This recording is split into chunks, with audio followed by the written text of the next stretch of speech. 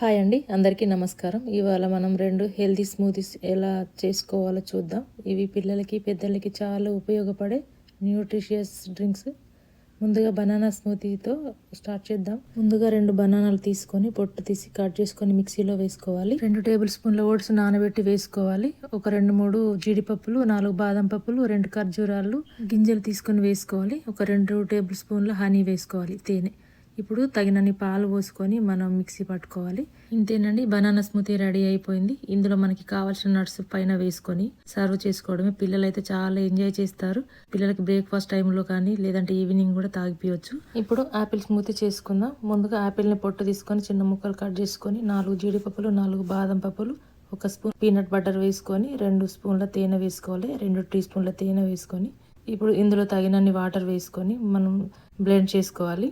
ఇంతేనండి, Apple smoothie కూడా ready అయిపోయింది. ఇందులో మనకి కావాల్సిన నట్స్ పైన వేసుకొని సర్వ్ చేసుకోవడమే. ఆపిల్లో విటమిన్స్ ఎక్కువగా ఉంటాయి. జలుబు, జ్వరాలు తగ్గించడంలో సహాయపడుతుంది.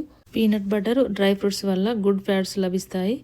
ఇంతేనండి, నేను చేసిన ఈ స్మూతీస్ మీకు నచ్చినట్లయితే మీరు కూడా ట్రై చేయండి.